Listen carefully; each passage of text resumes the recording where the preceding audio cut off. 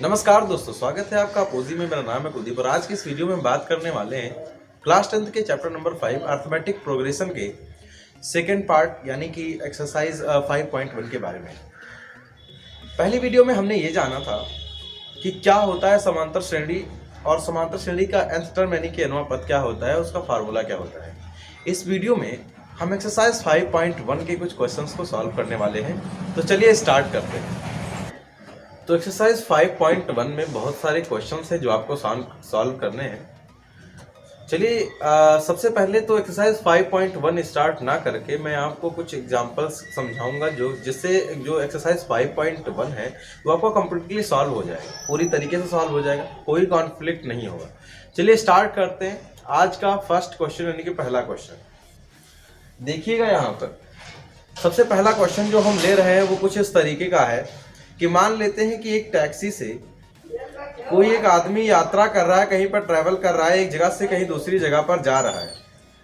एक जगह से दूसरी जगह पर जाने के लिए जो किराया लग रहा है वहां पर, वो अगर आप टैक्सी में बैठते हैं तो 10 रुपीज़ लग रहा है। मान लेते हैं कि 10 रुपीज़ टैक्सी में बैठने का लग रहा है और आगे जितने जितने दूरी पर आप जा रहे हैं उतने उतने आपको एक्स्ट्रा कॉस्ट देनी पड़ेगी उसके लिए, जो कि है 8 रुपीज़ पर किलोमीटर के हिसाब से। समझ रहे हैं ना? मतलब ये कि अगर आप 1 किलोमीटर जाते हैं केवल और केवल तो आपको 10 रुपीज़ पे करने पड़ेंगे, और अगर आप 1 किलोमीटर और जाते हैं तो आपको हर 1 किलोमीटर पर 7 रुपीज़ देना पड़ेगा उस टैक्सी वाले को। तो चलिए यहाँ पर इस क्वेश्चन को सॉल्व करेंगे और समझेंगे कि क्या ये एक एपी बनेगा या नहीं बनेगा, और एपी बनेगा भी तो इसके टर्म्स कैसे और किस तरह होंगे।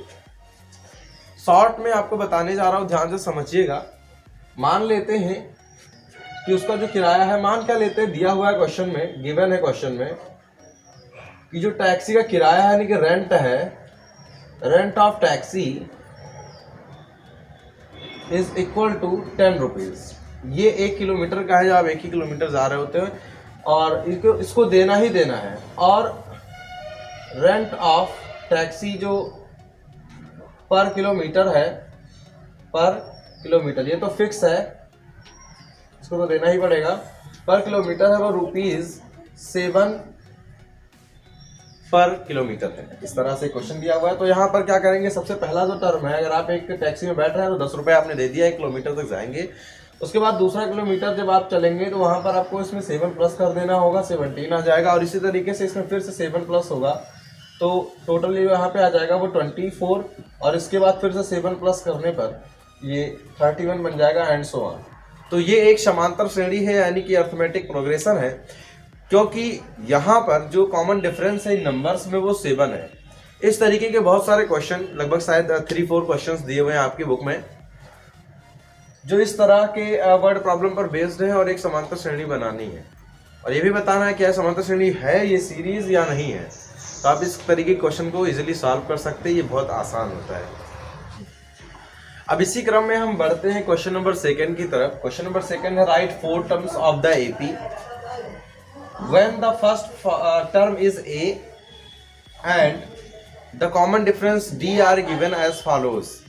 इस चैप्टर में इस क्वेश्चन में गिवन है ए की वैल्यू और डी की वैल्यू, और आपको फर्स्ट 4 टर्म्स पता करने हैं इस एपी के।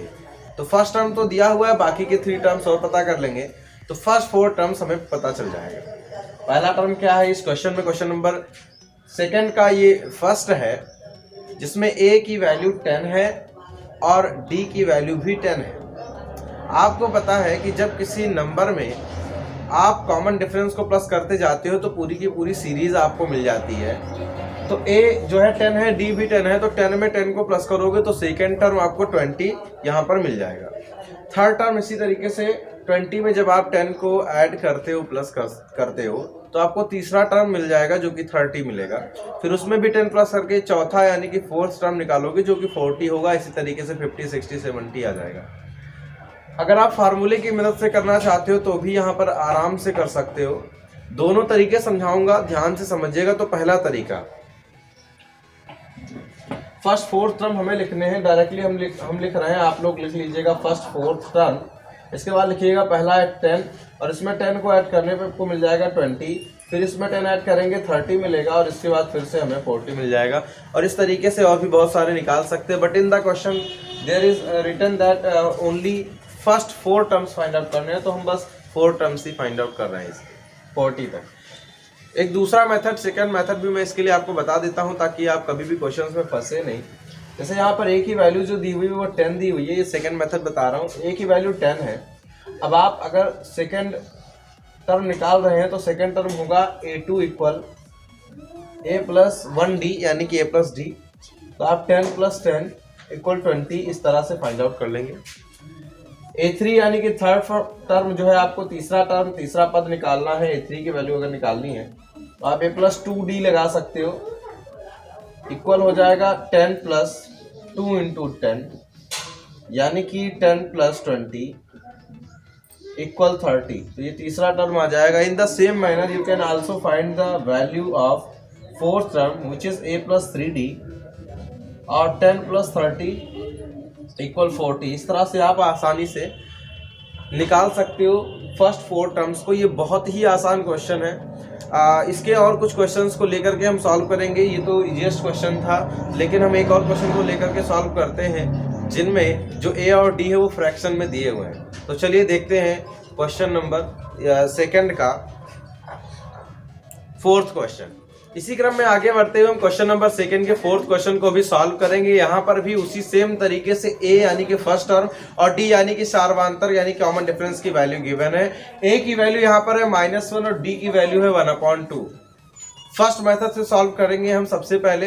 तो फर्स्ट टर्म में -1 जब हम इसमें प्लस कर देते हैं, ऐड कर देते हैं 1/2 को, तो हमें सेकेंड टर्म मिल जाता है। फिर सेकेंड टर्म में 1/2 प्लस करेंगे तो थर्ड टर्म मिलेगा, और थर्ड टर्म में जब 1/2 प्लस करते जाएंगे तो हमें फोर्थ टर्म मिल जाएगा।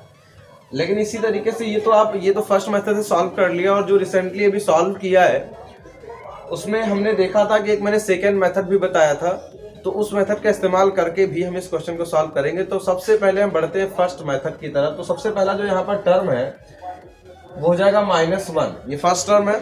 अब इसमें अगर हम 1 प्लस कर दें, सॉरी 1/2 प्लस कर दें इसमें, इस नंबर में, तो क्या आएगा आप खुद देखिए। यहाँ पर -1/1 राइट कर सकते हैं इसे। अब हमारे पास इस तरीके के 2 फ्रैक्शंस का एडिशन है जिसको सॉल्व करना है। इसे सॉल्व करने के लिए आप क्रॉस मल्टीप्लाई कर सकते हैं। इट विल बिकम -2 प्लस 1/2, है ना। 2 क्रॉस 1 2 हो गया, ये 1 क्रॉस 1 1, इस तरीके से। अब -2 और 1 को जब आप सॉल्व करेंगे तो -1 मिलेगा आपको, और ये हो जाएगा /2। तो जो सेकेंड नंबर हमें मिला, यानी सेकेंड टर्म मिला हमें, वो मिला है -1/2। ऑलराइट, तो this is the second term of this AP। Now we are going to find the third term of this AP। तो हमें ऐसा करने के लिए ये जो 1/2 हमारे पास है, इस -1/2, इस -1/2 में कॉमन डिफरेंस को यानी 1/2 को प्लस कर देंगे। प्लस करने के बाद हमें क्या मिलेगा, तो आप देख सकते हैं यहाँ पर कि -1/2 और +1/2 दोनों चीजें, तो ये कैंसिल होकर के 0 आएंगी। ध्यान से समझिएगा, जब 2 सेम नंबर होते हैं एक साथ और एक नेगेटिव और एक पॉजिटिव साइन लगा होता है कुछ इस तरह से, तो वो कैंसिल होकर के 0 हमें देता है, यानी कि 0 आता है वहाँ, ठीक है ना। अपोजिट साइन होने की वजह से यहाँ पर, जैसे मान लीजिए -5 + 5 है कहीं पे, तो भी ये 5 में से 5 माइनस होकर 0 आया। तो यहाँ पर भी जो इसका थर्ड टर्म आया हुआ है वो 0 आया है। अब 0 में 1/2 को अगर आप ऐड करते हैं तो 1/2 आएगा, और यही आपका फोर्थ टर्म है, यानी कि चौथा टर्म है इस समांतर श्रेणी का, ठीक है ना। ये था आपका फर्स्ट वे जिससे आपने इसको सॉल्व किया है। अब हम सेकेंड मेथड की बात करेंगे कि किस तरह से आप इस क्वेश्चन को सॉल्व कर सकते हो। तो let me show you the question number method number second की आप कैसे करेंगे। तो देखिएगा, जैसा कि अभी पहले क्वेश्चन सॉल्व किया था उसी तरीके से सेकेंड मेथड में जो है क्वेश्चन को सॉल्व करना है। ध्यान से देखिएगा, फर्स्ट यहाँ पर a1 बराबर तो a हो जाएगा जो कि है -1, ठीक है ना। फर्स्ट टर्म a1 और a एक ही बात होती है, तो वो -1 आ गया आपका, ये एकदम क्लियर है, कोई दिक्कत नहीं यहाँ पर। दूसरा टर्म जो होता है सेकेंड टर्म, वो होता है a2 की वैल्यू होती है +d, और a + d मतलब होता है a और d को प्लस करना है। a की वैल्यू यहाँ पर -1 है और d की वैल्यू है 1/2। प्लस करने पर आपको यहाँ पर क्रॉस मल्टीप्लाई करके 2 × 1 = 2, -1/2 मिल जाएगा। अभी आपने समझाया था मैंने कि कैसे आपको करना है। तो ये सेकंड टर्म हो गया जो कि a2 है। Now we are going to find the value of the a3। So a3 के लिए आप लिखेंगे यहाँ a + 2d। a की वैल्यू यहाँ पर गिवन है -1 + 2 into d। d is here 1/2। so 2 and 2 will cancel out here, so -1 + 1 and now it will become 0। so a3 की जो वैल्यू आई यहाँ पर वो 0 आ गई।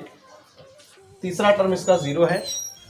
और a4 जो होगा यहाँ पर वो होगा a + 3d। तो आप वैल्यू रख करके यहाँ पर इसकी जो फोर्थ टर्म है उसकी वैल्यू निकाल सकते हैं। -1 + 3 into d। The value of d is given 1/2 here. So इसको सॉल्व करके हम फोर्थ टर्म यानी कि a4 की वैल्यू निकालेंगे। 1 + 3/2 क्रॉस मल्टीप्लाई करेंगे। -2 + 3/2 और सॉल्व करके यहाँ पर आ जाएगा 1/2। तो फाइनली उसी तरीके से यहाँ पर चारों वैल्यूज आ गई है। फर्स्ट यहाँ पर है -1, सेकंड है -1/2, थर्ड हो गया 0 और फोर्थ हो जाएगा 1/2 जो कि पॉजिटिव का है। तो चीजें एकदम क्लियर है। आप दोनों मेथड सॉल्व कर सकते हो। इजीएस्ट मेथड था जो फर्स्ट मेथड हमने बताया, ये सेकंड मेथड है। ये भी इजी है but a little bit different from the first method. ध्यान से समझ लीजिए चीज़ों को। अगर आपको एक बार में समझ में नहीं आया है तो आप इस वीडियो को दोबारा देख सकते हैं और चीज़ों को समझ सकते हैं। इसी तरीके से कई सारे क्वेश्चन हैं आपके इस क्वेश्चन नंबर 2 में। टोटल 5 क्वेश्चन है, आप सॉल्व कर सकते हैं। आर.डी. शर्मा की बुक यहाँ पर जो है आपके समक्ष है, मैथमेटिक्स की, से आप देख सकते हैं। ये बुक आप परचेज कर सकते हैं। इसमें बहुत सारे क्वेश्चन मिल जाएंगे जिसको आप सॉल्व करके अपने आप को अच्छा स्कोर करने के लिए तैयार कर सकते हैं। तो अब हम बढ़ रहे हैं क्वेश्चन नंबर 3 की तरफ। और इस क्वेश्चन में लिखा हुआ कि for these APs right first term which is a and the common difference which is D. यहाँ पर इस क्वेश्चन में ए और डी की वैल्यू फाइंड आउट करनी है। मैंने 3 क्वेश्चन इसके लिए हैं। क्वेश्चन नंबर 3 में टोटल 4 क्वेश्चन है और उसमें से मैं 3 क्वेश्चन बता रहा हूँ जिसमें क्वेश्चन नंबर 1st, 3rd और 4th मैं बताने वाला हूँ। फर्स्ट क्वेश्चन को ध्यान से देखिएगा। लिखा है 3, -1, -1, -3। ये सभी एपीज है यानी कि समांतर श्रेणी है। तो इसका जो फर्स्ट टर्म होगा पहले वाले का वो हो जाएगा a = 3 और जो d है वो दूसरे टर्म में से पहले को माइनस कर लीजिए तो आपको पता चल जाएगा। यानी y1 में से आपको 3 को माइनस करना है और आपको पता चल जाएगा कि ये -2 है। एक बात मैं बताना चाहूँगा कि अगर ये नंबर्स जो है वो कम हो रहे हैं, ठीक है ना, नंबर्स कम हो रहे हैं तो वहाँ पर हमेशा जो सार्वंतर आएगा वो निगेटिव होगा यानी माइनस में होगा। जबकि अगर नंबर्स बढ़ रहे हैं, ठीक है ना, तो वहां पर पॉजिटिव आएगा। जैसे मान लीजिए कोई एक श्रेणी है जो कि समांतर श्रेणी है, अर्थमेटिक प्रोग्रेशन है, कुछ इस तरह है 2, 4, 6, 8 बढ़ रहा है। यहाँ पे 2 के बाद 4 आया, बढ़ रहा है। तो हमेशा जो सार्वंतर होगा वो क्या होगा, एक पॉजिटिव नंबर होगा। अगर घट रहा है जैसे 8, 3 फिर उसके बाद कुछ और, तो 8 के बाद 3 आया, कम हो रहा है ना, तो वहाँ पे सार्वंतर नेगेटिव होगा, हमेशा माइनस होगा। ध्यान से देखिएगा। तो यहाँ पर डी की वैल्यू हमने निकाली है जो कि -2 है और जो ए की वैल्यू निकाली है वो यहाँ पर 3 है। आगे बढ़ेंगे, यहाँ क्वेश्चन समझेंगे। ये जो क्वेश्चन नंबर 3rd है, यहाँ पर ए की वैल्यू हो जाएगी 1/3 और जो डी की वैल्यू हो जाएगी वो हो जाएगी सेकंड टर्म में से फर्स्ट टर्म को माइनस कर लेंगे यानी कि 5/3 से 1/3 को माइनस कर लेंगे तो ये फाइनली आपको मिल जाएगा 4/3 है ना। 5 में से 1 सब्ट्रैक्ट हो जाएगा और ये आ जाएगा 4/3। ये आपका आंसर है। तो ए और डी की वैल्यू आपने इन दोनों में सॉल्व कर निकाल दिया। अभी इस वाले में आ जाइए। क्वेश्चन नंबर 3 का 4th क्वेश्चन है। यहाँ पर ए की जो वैल्यू है वो 0.6 है। ए निकालना ना बबुआ सबसे आसान है, जो सबसे पहले लिखा है वही ए है। ये सबसे आसान है, इसमें कोई दिक्कत नहीं है। लेकिन डी निकालने के लिए थोड़ा सा आपको कैलकुलेशन करना होता है। डी की वैल्यू यहाँ सेकंड में से फर्स्ट को आप माइनस कर दीजिए। 1.7 में से आप 0.6 को माइनस कर दीजिए। ये आपका आ जाएगा 7 - 6 1 और 1 में से 0 सब्ट्रैक्ट करेंगे 1 यानी कि 1.1 जो है वो इस क्वेश्चन का सार्वंतर है। ये सारे क्वेश्चंस आपको समझ में आ गए होंगे आई होप। अगली वीडियो में आपको जो अदर क्वेश्चंस है, क्वेश्चन नंबर 4 या अदर एक्सरसाइजेस हैं उसके बारे में बताया जाएगा। हमारी इस प्रश्नों की सीरीज के साथ जुड़े रहिए। हमारे वीडियोस की प्लेलिस्ट को आप लोग फॉलो करते रहिए और आगे के वीडियोस देखते रहिए। हमारा वीडियो देखने के लिए और वीडियोस को लाइक करने के लिए, चैनल को सब्सक्राइब करने के लिए बहुत बहुत धन्यवाद। अगर आपको वीडियो पसंद आया हो तो वीडियो को लाइक और चैनल को सब्सक्राइब जरूर कीजिएगा। धन्यवाद।